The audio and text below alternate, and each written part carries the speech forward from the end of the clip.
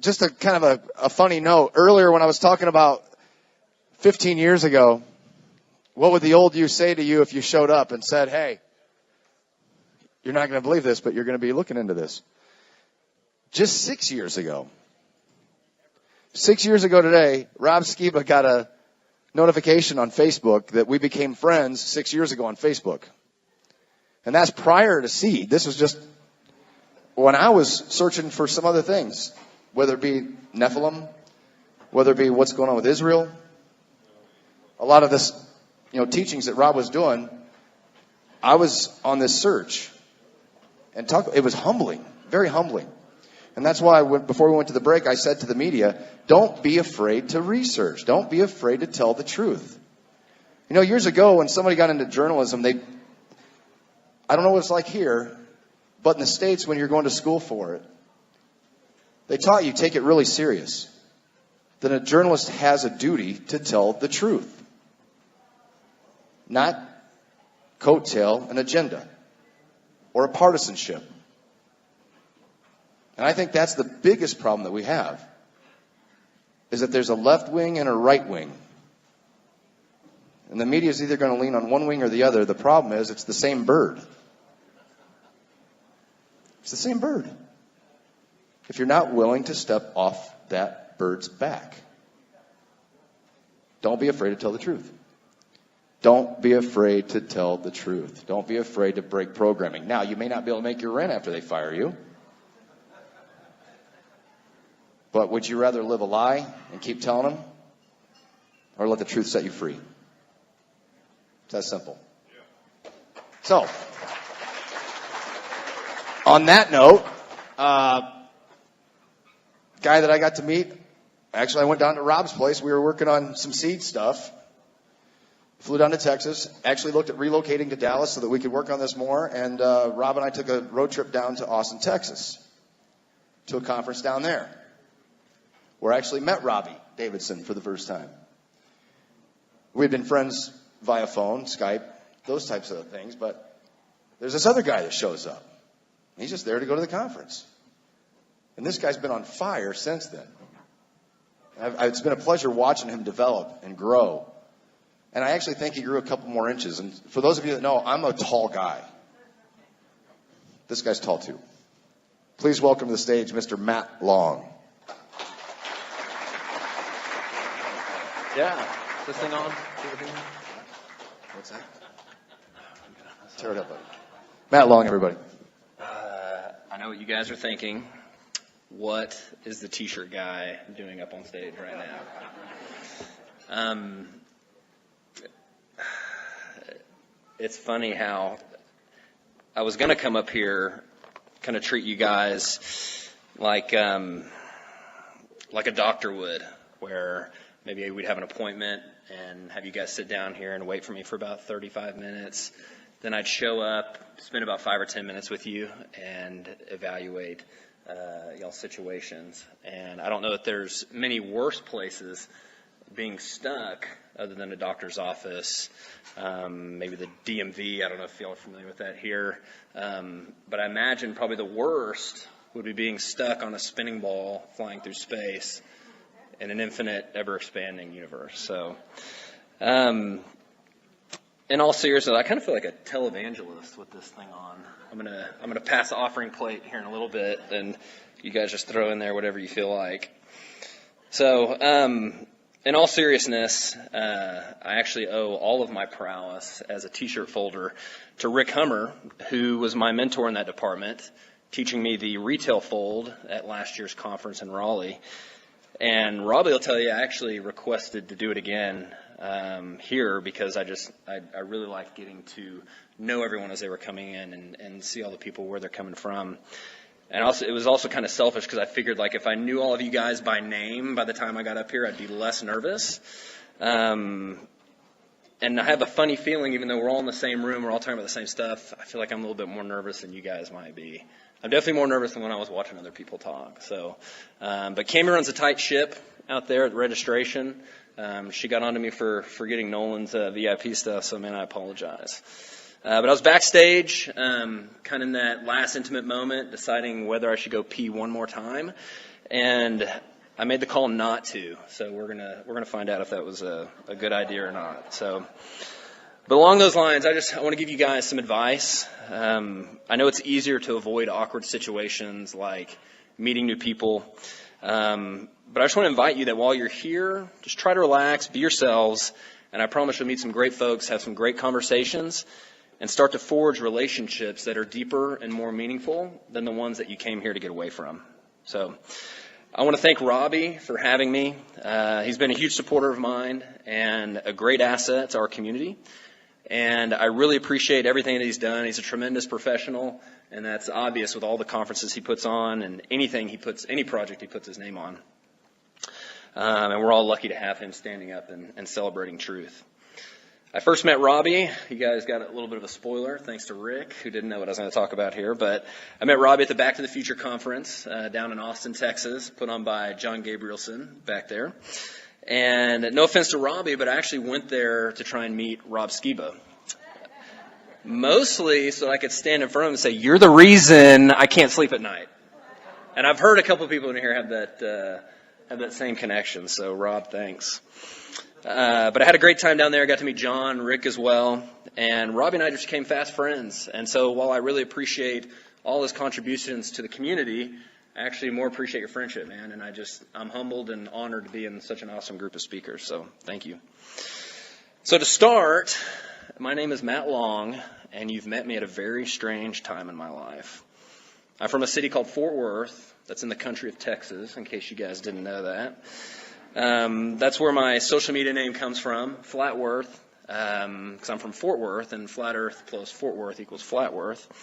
You can find me at Flat Worth on Facebook, Instagram, and YouTube, and I'm currently co-hosting the Flat Earth podcast with David Weiss of Deep Inside the Rabbit Hole, who is another great contributor to the community. Probably does more in the shadows than anybody. And I'd much rather have him on our team than the other side. So, and while I'd love to connect with all of you guys on those platforms out there in the ether, I'd really just prefer you guys come up and say hey and shake my hand and get to know you guys. So please come up if you haven't already. Today, I'm not reading. Okay. Today, I'm going to visit with you a little bit about what I believe is the proper mindset when searching for truth in this world, and why there's such an indifference of the population, specifically the Christian church, on topics like the shape of the earth.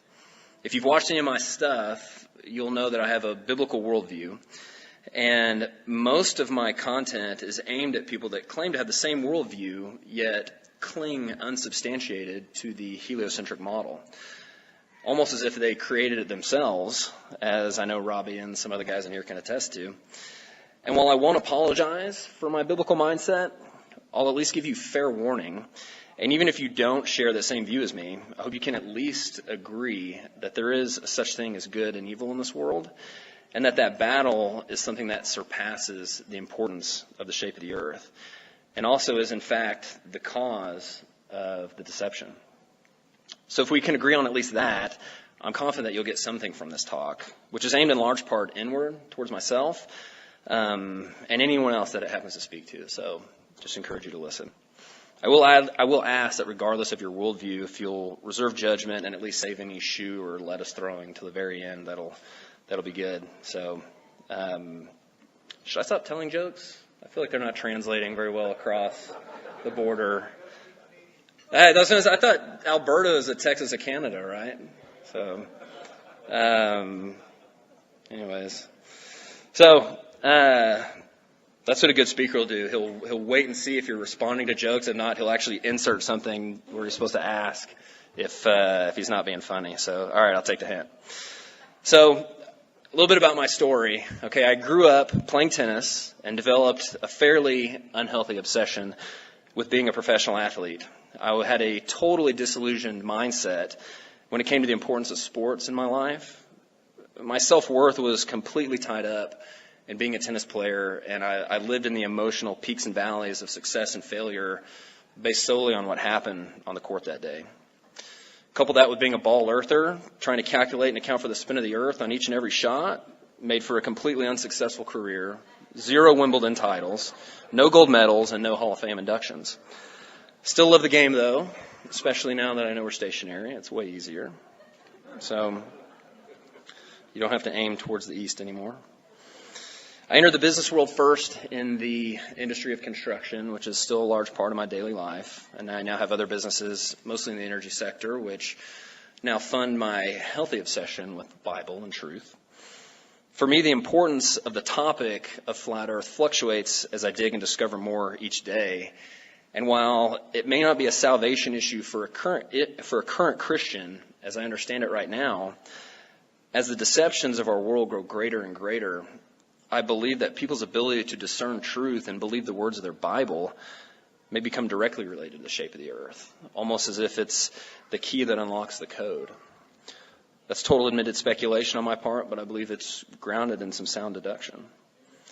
At the very least, research into flat earth should absolutely make someone question and begin to filter the information that they absorb every day. And while I do think the earth is flat, I would much rather my content encourage someone to think and question as opposed to ultimately accept my view of the shape of the earth.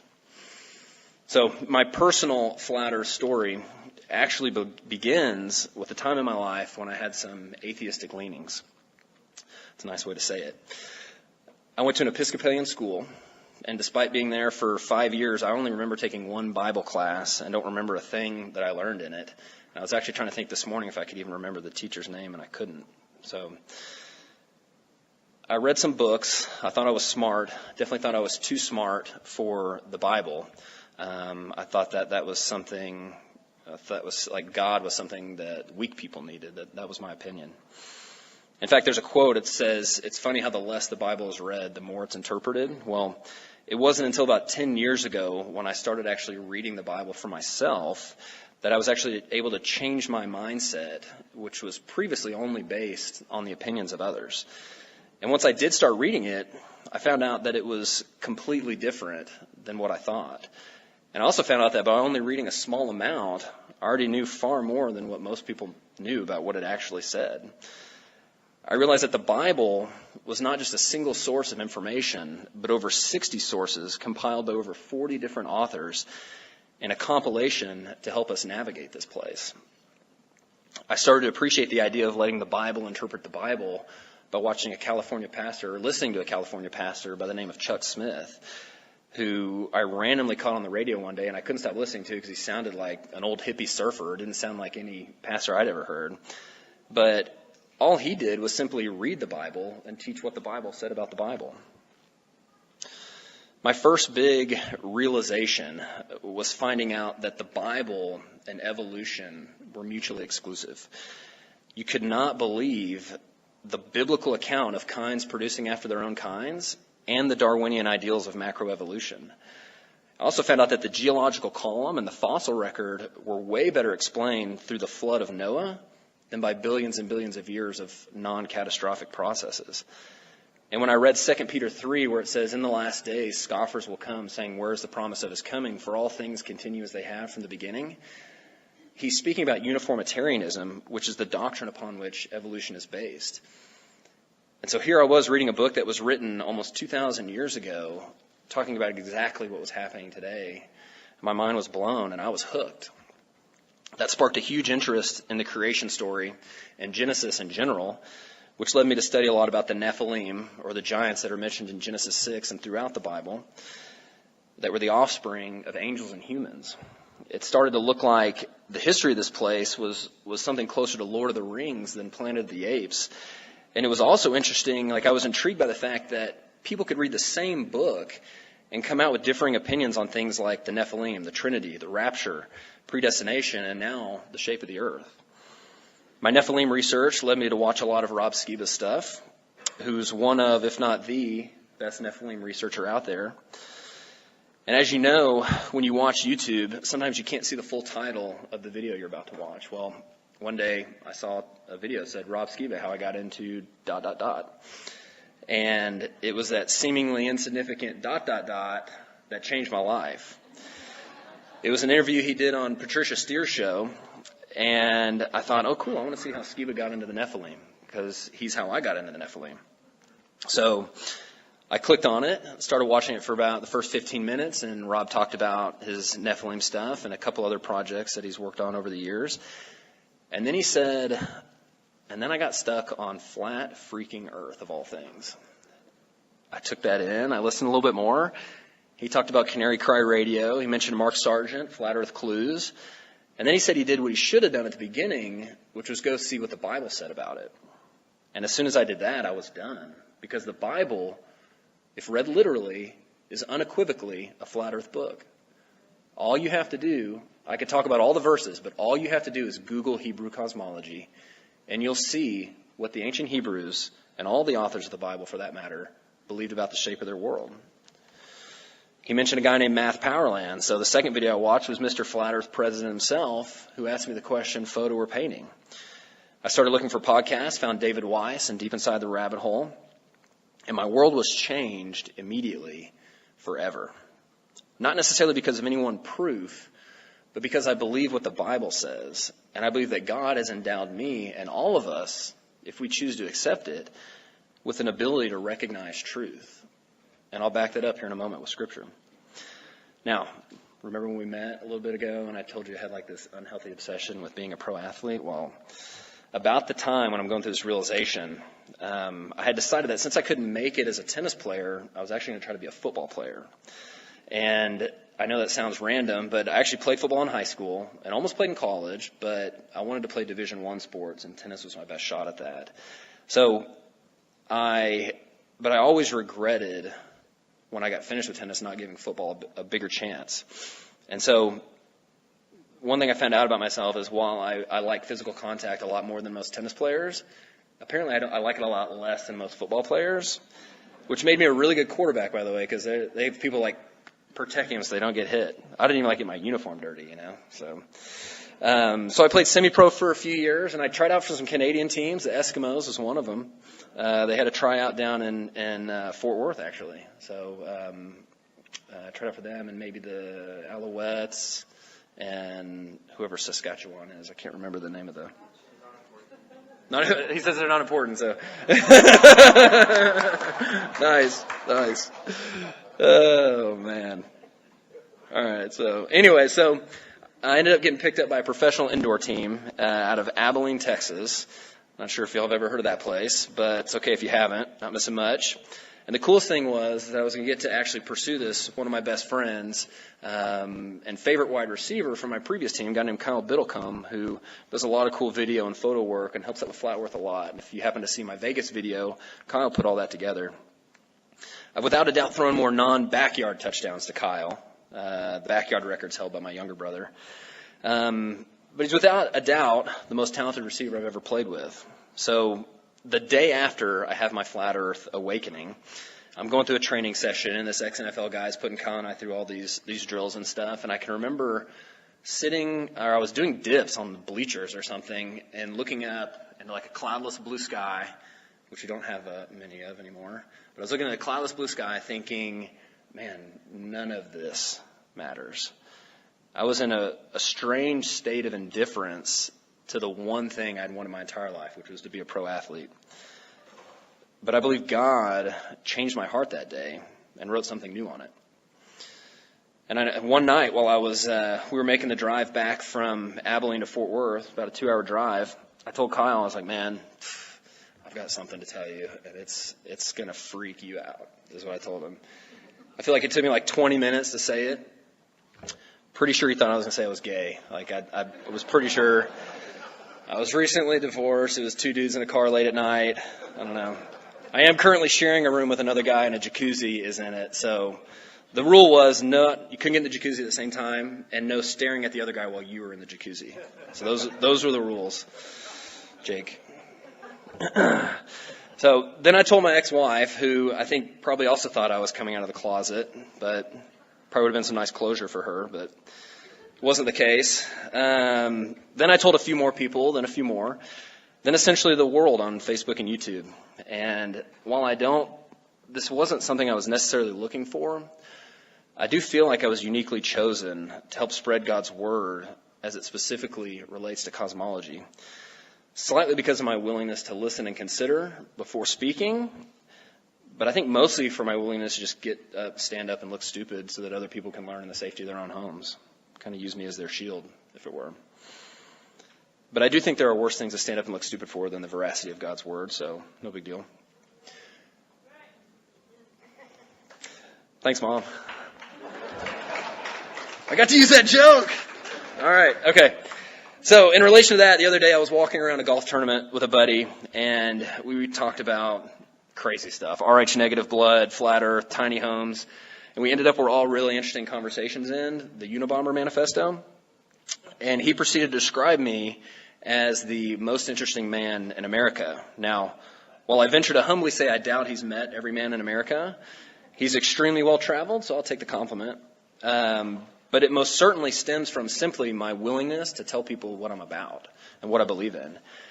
And it ensures that I'm only surrounded by people that support what I believe because they know what I believe. It's because I gave up caring what people think a long time ago. And as all the speakers in here can attest, in this game, if you care what people think, you're vulnerable. Concern yourself with what God thinks, and you'll be blessed with an extremely interesting life. In addition to that, my cousin Jacob has taught me to pray for divine appointments throughout my day. And that's been a great adventure, too. A couple weeks ago, I was driving back from I was having some really strange stuff happen in my life through different trolls and things on the internet. But, it was like evil, spiritual warfare type stuff. I was driving back from the town I was driving back from Granbury, and I was approaching...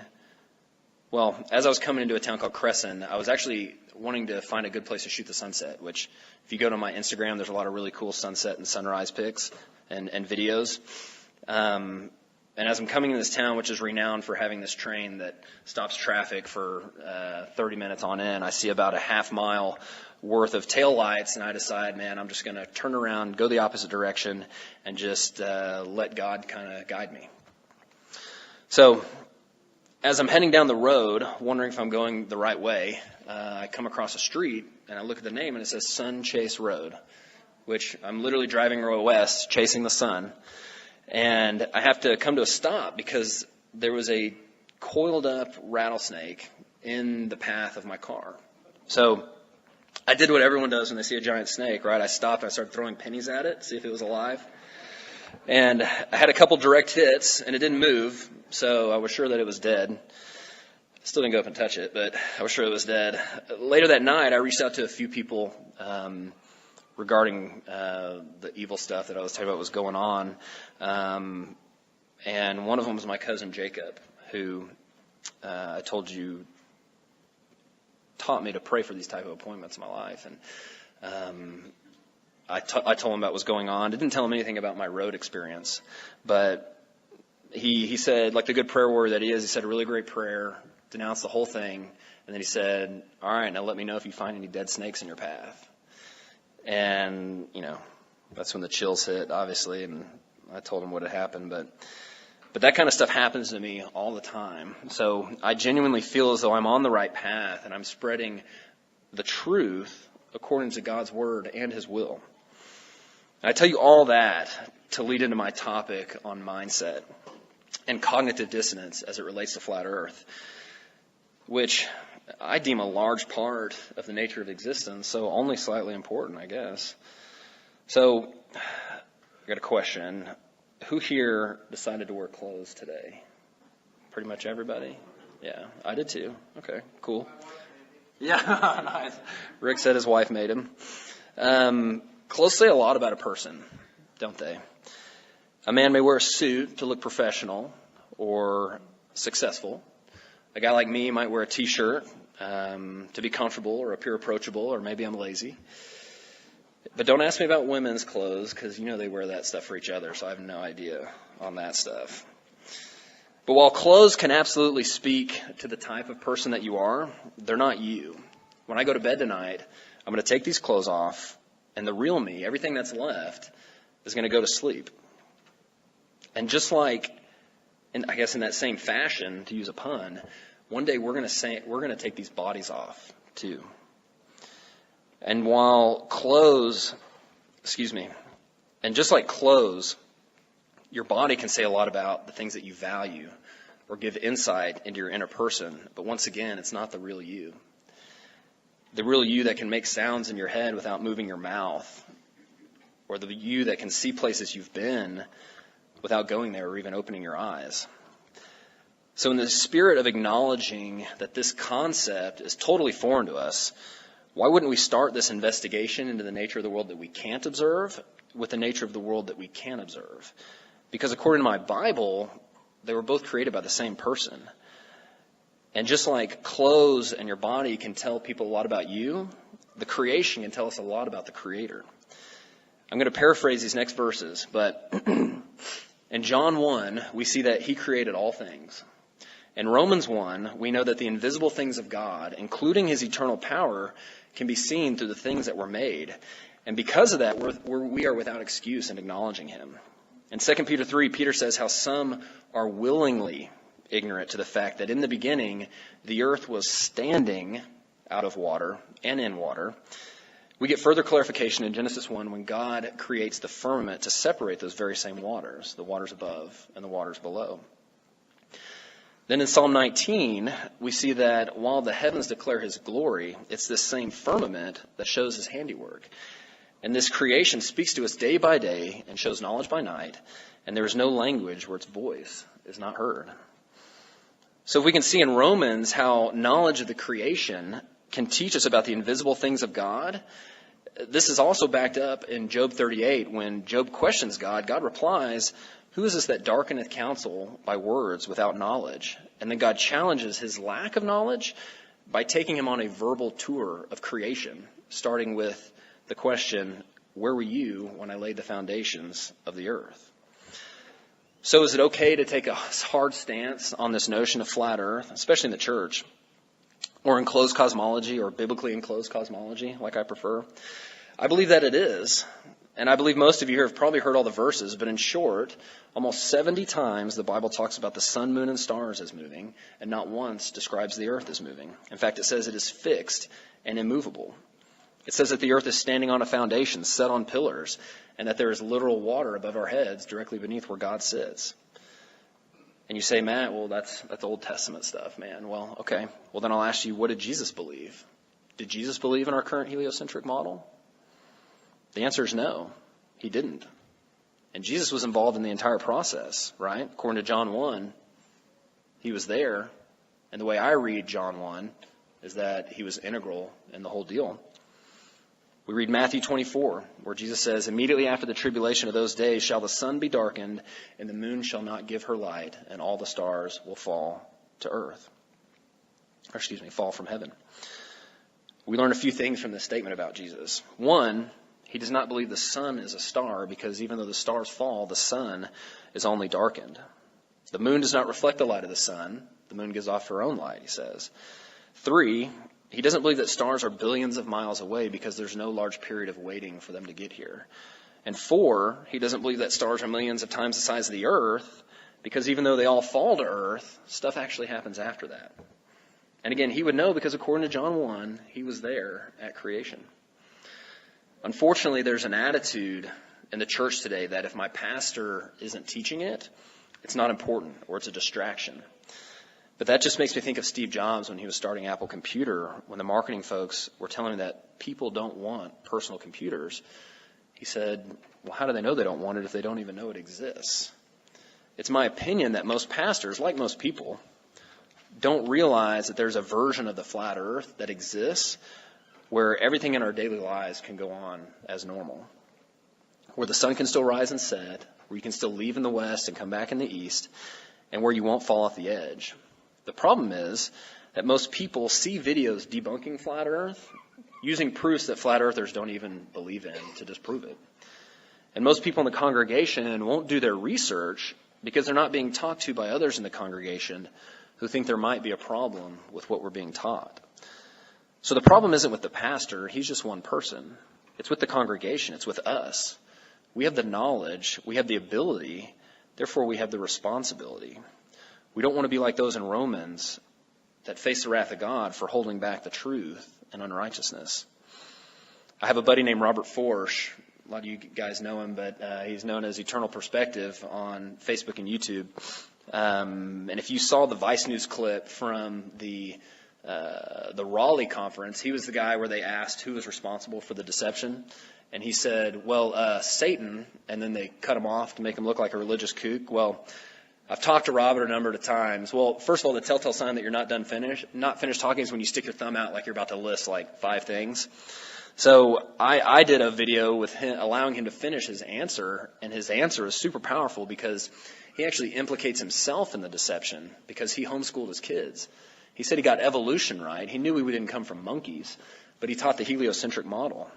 And so Robert's question, the real question is, once you find out, in my opinion, the biblical truth, what are you going to do about it? And speaking of Satan, we really do need a good versus evil mindset to understand the motive behind the deception. To understand, like we established earlier, that through the physical revelation of God's creation, you can actually get to know the non-physical attributes of God. So, of course, the forces of evil are going to want to dilute that. And how do you dilute something? Well, you pour it into something bigger, like infinite space.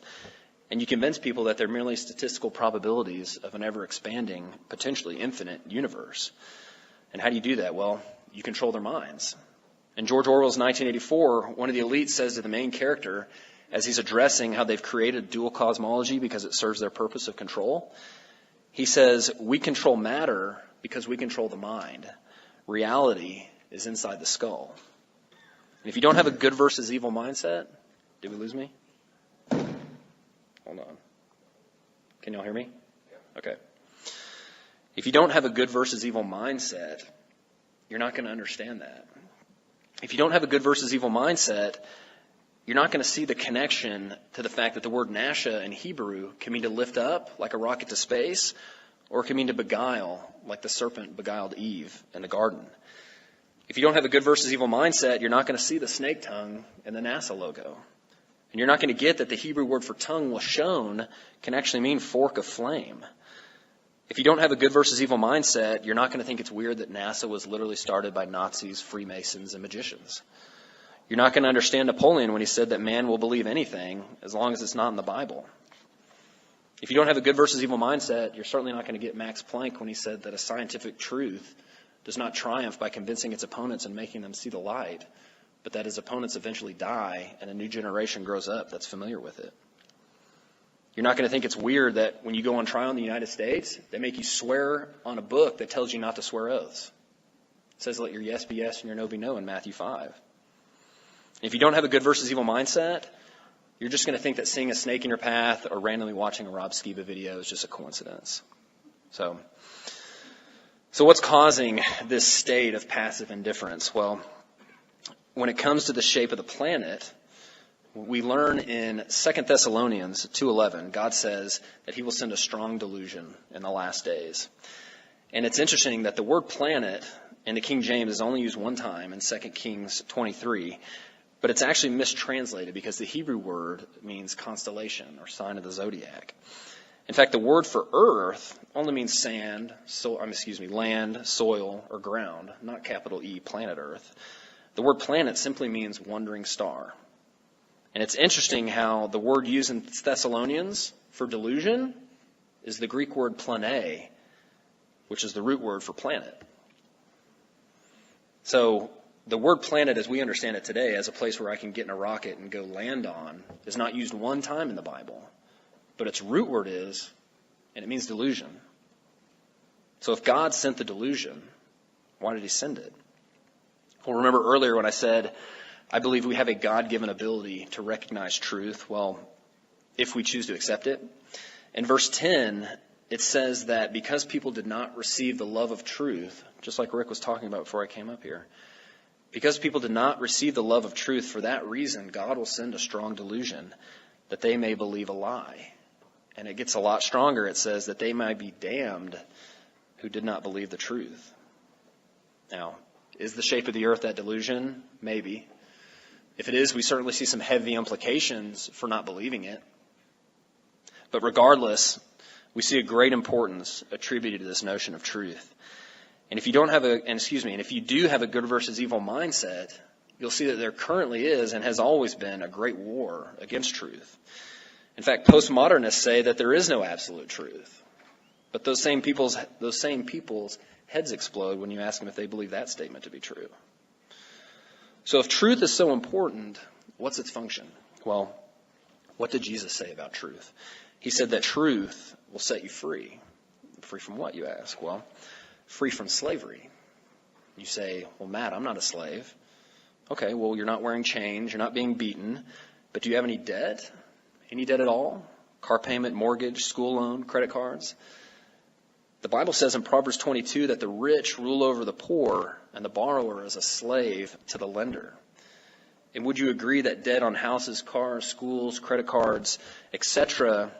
is one of, if not the leading cause for our inability to slow down, take time, read the Bible, and consider the nature of our world and evaluate truth? I would. And is it not the exhaustion caused by that slavery that leads us to want to relax by getting caught up in TV shows, movies, sports, and things that we can passively absorb as opposed to actively pursue? That includes relationships, by the way. That happened to me. Because I think you will all agree it's easier to believe a lie than it is to actively pursue and discern truth. It takes research, it takes diligence, and above all, it takes time. Time that slaves typically don't have because they're distracted working through their debts. And I'm not innocent in this, by the way. It's a fact that the days that I come home the most mentally tired are the days that I just want to sit down and watch something. And you've all heard, you can't serve two masters, right? Well, you can't be a slave to money and debt and the rich and be a slave to truth. And don't get me wrong, money is an awesome servant, especially when you have it working for you. But it's a terrible master, and it has most of us distracted. I'll give you my favorite distracted story. So, towards the end of college, I was helping a buddy of mine move out, and we had to grab this extremely heavy set of drawers. My friend and I started to lift it from either end while a third buddy was getting the door for us. And so as we moved out into the area of the third floor where 3 other apartments opened out onto this area, I get into a position, we're about to go down the stairs, and I'm in a position where I literally cannot set this thing down. My third buddy, who's supposed to be looking out for my well-being, decides to go behind me and pull my pants and boxers down all the way to my ankles while I'm holding this thing and I can't do anything about it. Totally epic, right? I was so focused on the drawers that I was carrying, I lost focus on the drawers I was wearing. I didn't even notice a guy walking around me with the intent to pull my pants down from behind. And if that is not an illustration for what's going on, I don't know what is. We can read the Lord's Prayer in Matthew 6. It says, please forgive us our trespasses, right? Well, if you read in the King James, it says, please forgive us our debts.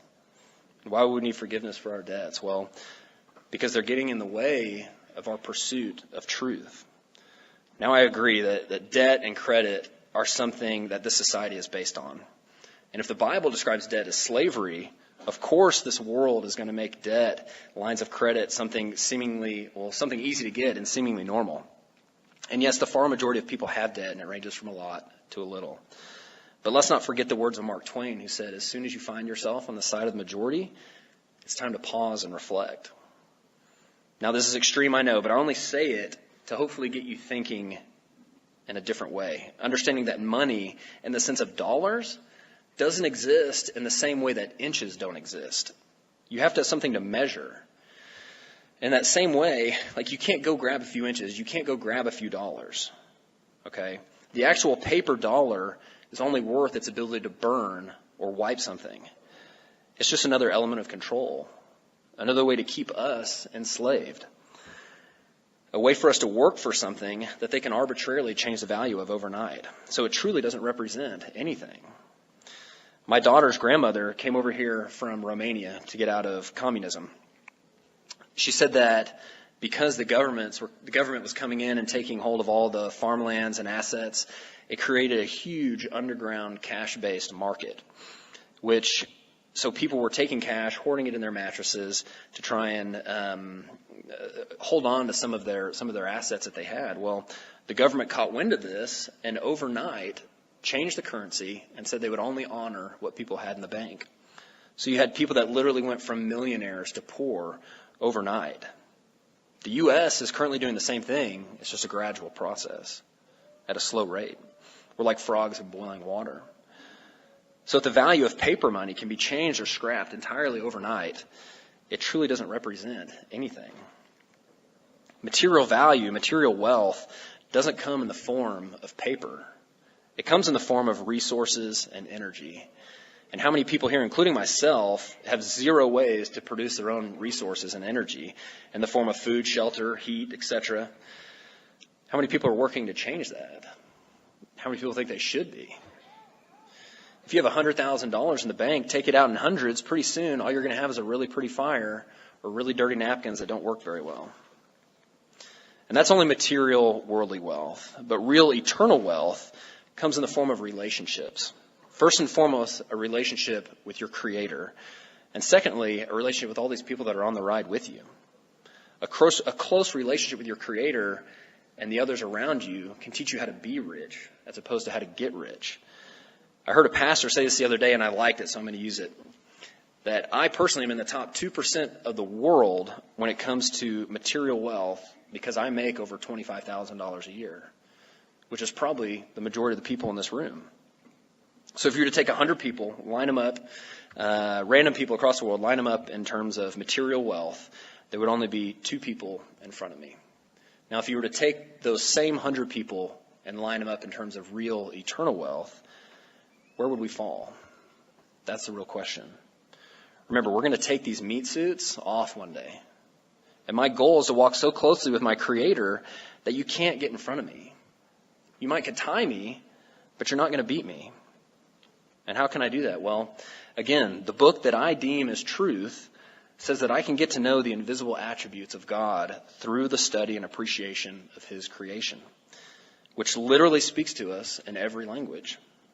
And if there's something or someone standing in the way of that, shouldn't that be important?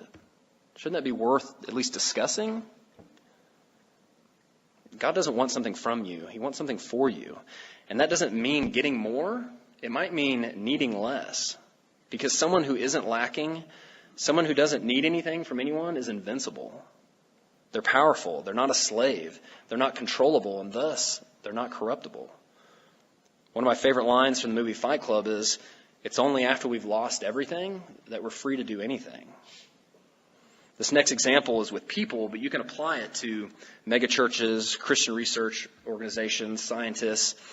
But if you had one guy who owned 5 pizza restaurants, and you have another guy who owned 5 pieces of pizza, and God came down and said, I want you to give away everything and follow me down this path, who's that going to be more difficult for?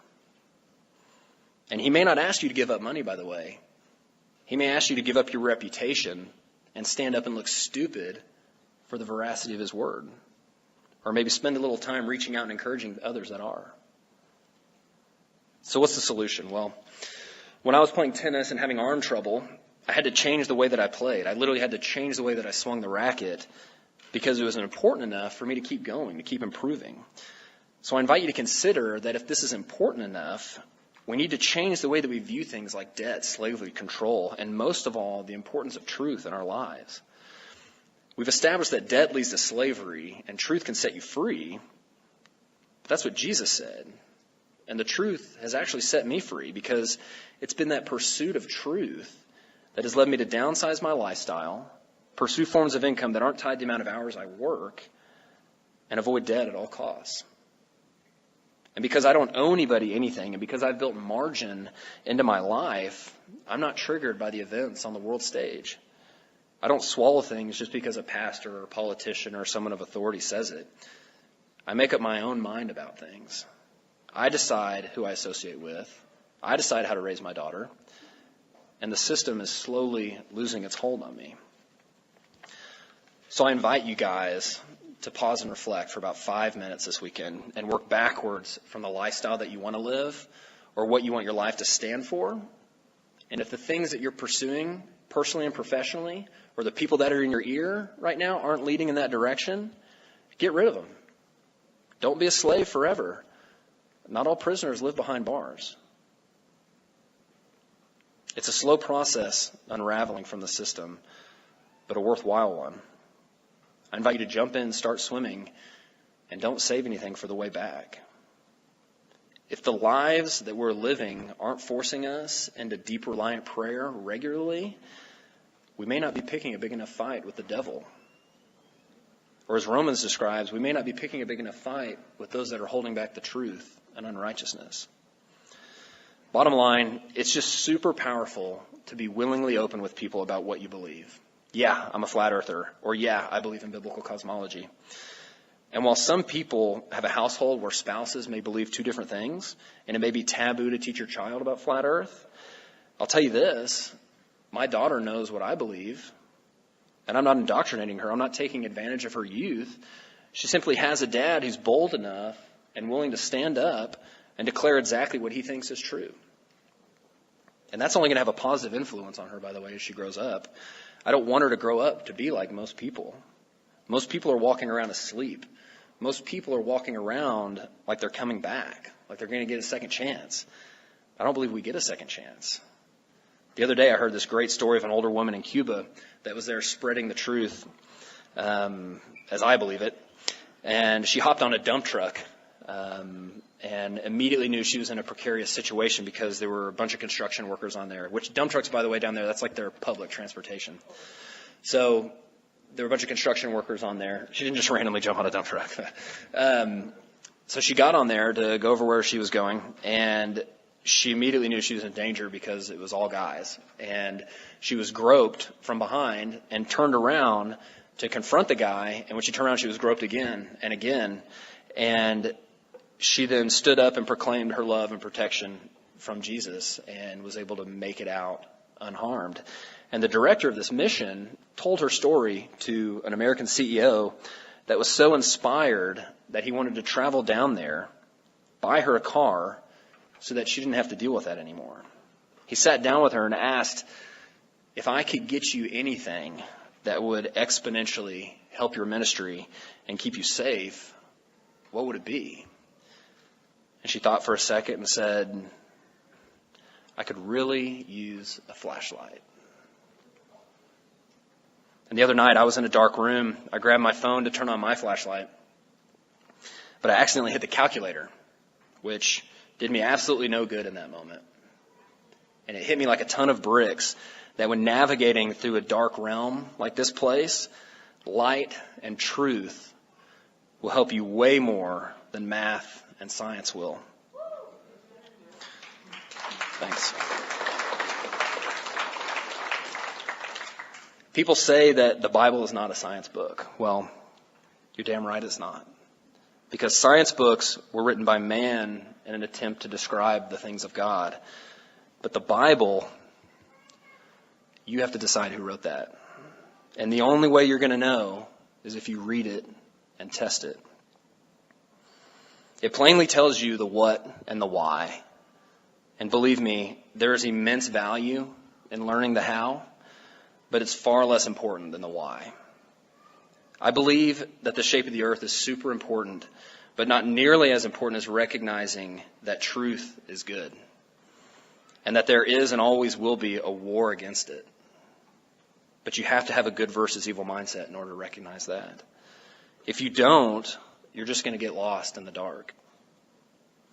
You need to use the light and the truth to help you find your way. And at some point, you might find that those three things are actually the same thing. Or as I say, the same person. So, thank you.